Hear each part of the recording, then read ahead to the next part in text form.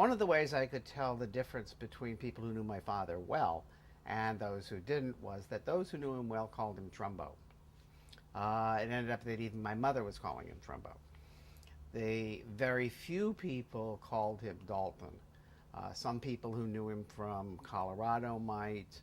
Uh, but people who first met him tended to do that. So I could actually differentiate by who knew him well by by how they were addressing him.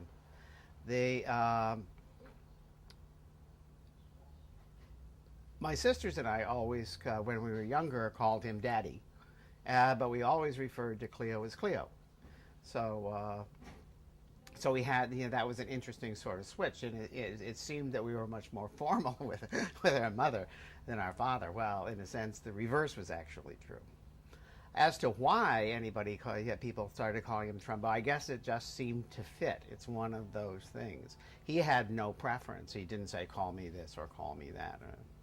So it's something in his character seemed to suggest it. Right.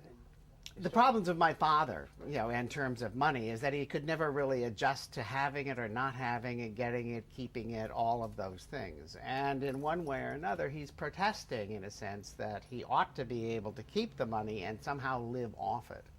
And yet, that's not something that he really believes in. He believes that through your individual effort, if you earn money, that's your money.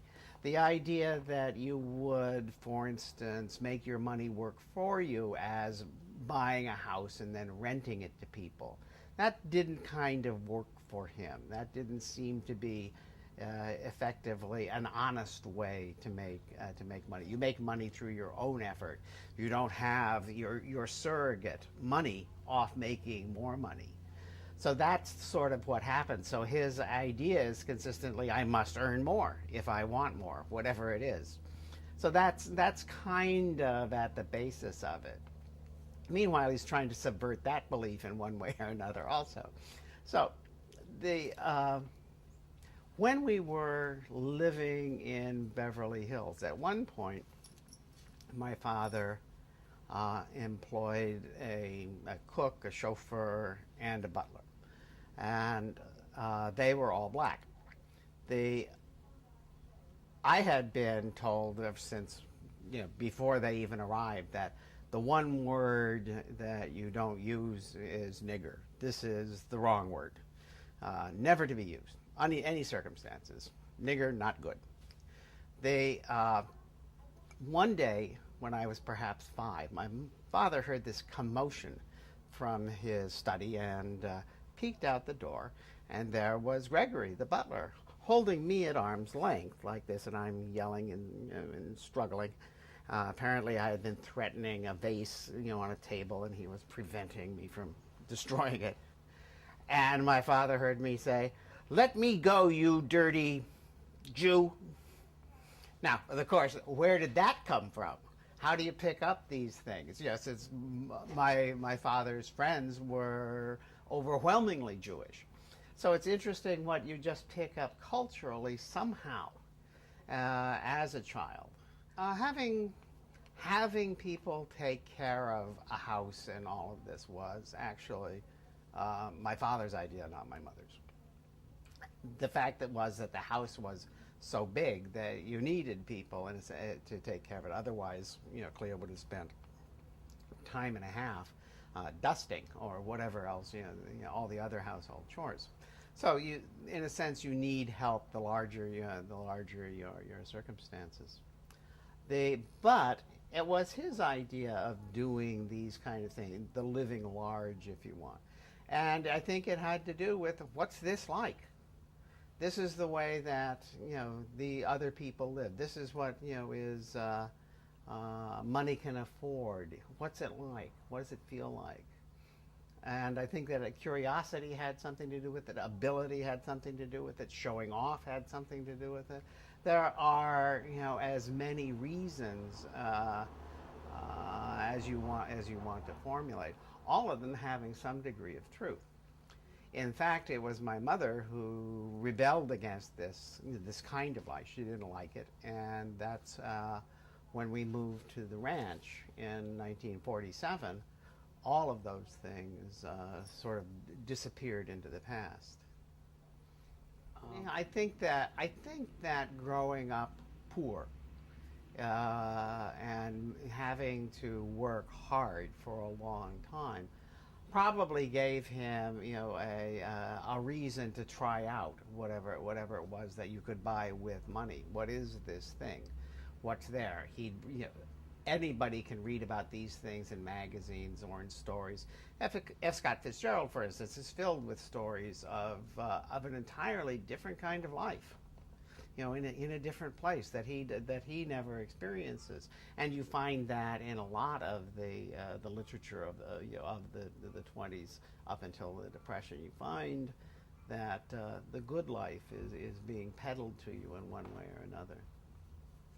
People have always felt it strange that my father carried a Bible with him when he traveled. One of the things that he used to do was read it because of the stories. He considered that the Bible to be one of the great books of stories, and it is. It's an interesting way in which ideas are in fact sold to people. There are moral lessons. There are thou shalt nots, and the consequences of your behavior, how that works out. There's justice and injustice. All of these things, come, in the Bible, which makes it, one of the most popular books ever written. I don't think my father had particular idols in terms of writing. Mark Twain, I think, would become the closest to being the writer that he admired most. After that would be Sinclair Lewis and Theodore Dreiser. But these men are all concerned with social issues. They aren't telling you, romantic stories in the sense that, for instance, Hemingway or Fitzgerald tend not to be interested in the same kind of subject matter as the others. Doesn't mean that that there's better writing in one side or the other. Just simply a taste. The problem that I have in speaking about the Communist Party in the 1940s, or later, is that in general I wasn't particularly interested at that time. But secondly, my father's participation was hardly typical. It's in a sense, his relationship to the Communist Party mirrors his relationship to MGM. It's I work at home, thank you very much, and I have all these exemptions, and I'll get in touch with you, if I need something. It was not, from anything that I can gather, a typical relationship, to the Communist Party. Probably much closer to what many people who were, active Democrats would have experienced. But the ideas of you have to show up here and you must do this and you have to write that, and all of the ideas of party discipline and those kind of things were, in a sense, didn't apply to him because he paid no attention to them. He was perfectly willing to quit the party at any moment. So since they actually wanted him because of his abilities, he's certainly not going to be pressured in any way. Not often at all. I think my mother recalls going to one or two. So that, but we moved up to the ranch in 1947. But before that, since he joined, let's say, 43, 44, he has 3 or 4 years where he is in Los Angeles and a member of the Communist Party. But nothing really seems to change in his life. Nothing, there is no dramatic difference. There is no change in his behavior, no pattern, anything like that. Trumbo's relationship to the Communist Party is also one where, having quit the organization, he is not going to badmouth it. This isn't, that's not, it's a matter of style, but it's also a matter of substance. While he was a member of the Communist Party, he did not see anything that was illegal that was going on, nor did he see other people, in a sense, concealing those kind of things. As a result, he feels a loyalty toward them, and that whatever they want to do with their lives, he is not going to make them more difficult. The letter that my father writes to Guy Endor is one where he is reconsidering what he heard and said during a meeting. And what he wants to do is make clear what his position really is, not what he said at that moment or what he seemed to agree with, but after a day or two's reflection. It's obvious that he expects this letter to be read by anybody who was also at that meeting. The purpose of it was, as I understand, to persuade people not to cooperate with the committee. This is always the big question. Will you cooperate with the committee in order to get work, or will you not? And my father's position was, of course, that he wasn't going to do it. And the reasons why. Now, to the degree that he is persuasive, others might not. But this is, the letter concerns many of the feelings that he had at the time. He talks about the progress that is being made through the Supreme Court in terms of individual liberties, which had been threatened. Gradually, those decisions are now being made that are more favorable. So that he is presenting, in a sense, the position of what is happening there. He also goes at length to say the difference between political private behavior and public behavior. At the time of the Guy Endor letter, the committee has already passed through Hollywood 3 times, and there is not much fertile ground. There's not much more to be found, probably nothing. The committee, however, is still continuing to move around the United States with its various investigations. The situation in Hollywood in terms of blacklisted writers is the same as it has been for the last 7 or 8 years. Unless you cooperate with the committee, unless you do what it asks you to, you won't be employed. By this time, those who have resisted doing that are feeling more and more that the situation may never change.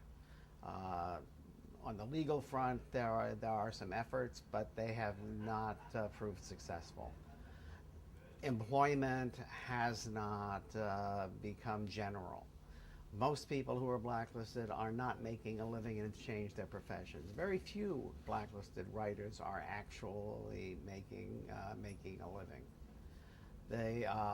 There is more hope and more work abroad than there is in Hollywood. So it's a rather bleak period. The meeting, as the letter alludes to, has to do with someone who is a Hollywood producer who is suggesting other means, and my father is actually objecting to that and expressing his difference. In it, there is a section, in that letter, there is a section where he speaks about the idea of belonging to the Communist Party and the idea of criminality. And he draws a distinction between political behavior and criminal behavior, principled behavior, on and on and on. So staking out, his ideas about what all of these matters are. Now, he expects this letter to be read by other people who had been at Guy Endor's house that day, and even in circles beyond that. This is one of the ways that information travels in a blacklisted community, where people no longer have places to meet, or don't live in door to door. So this is part of an ongoing dialogue.